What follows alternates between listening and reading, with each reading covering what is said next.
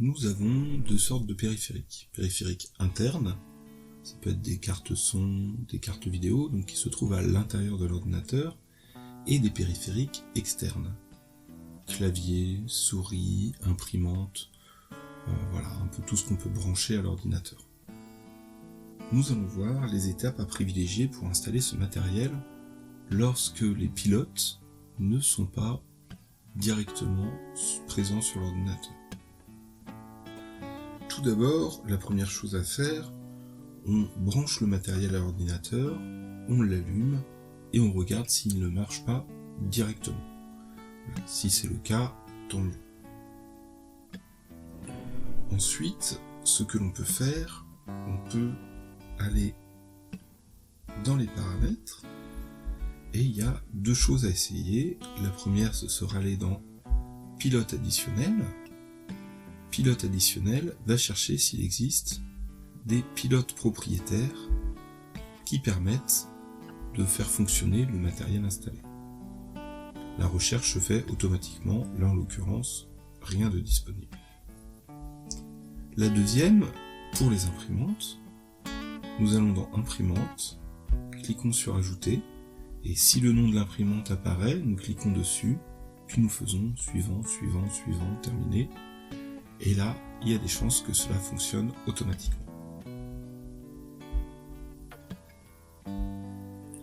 Par la suite, nous pouvons aussi regarder s'il y a des paquets dans Synaptic. Si je cherche par exemple Wacom pour les tablettes graphiques, je vais voir que il y a ceci, une interface graphique de configuration de pilote Wacom. Donc c'est un pilote qui ne vient pas de l'entreprise, mais qui est un pilote communautaire. Et du coup qui a été ajouté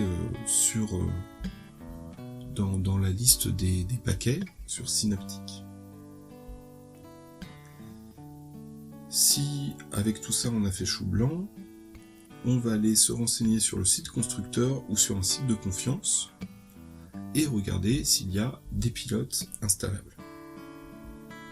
Si on va sur le site constructeur, généralement on va avoir un fichier readme, lisez-moi en français, qui va expliquer comment installer ça.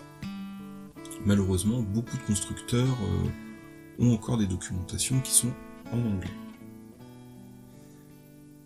On peut également avoir des pilotes, comme on avait tout à l'heure pour Wacom, qui ont été créés par la communauté, mais qui ne sont pas forcément présents sur Synaptic. Donc nous allons voir comment installer différents types de fichiers par la suite. Enfin, pour les lignes de commande, ici on retiendra LSUSB, qui permet de lister tout ce qui est branché en USB. Et basiquement, on tape LSUSB sans le périphérique de branché, puis avec le périphérique de branché, on compare les deux et on regarde quel est le nouvel appareil qui a été ajouté. Et comme ça permet de l'identifier. La deuxième commande va être LSPCI, qui permet de lister tous les périphériques internes de l'ordinateur.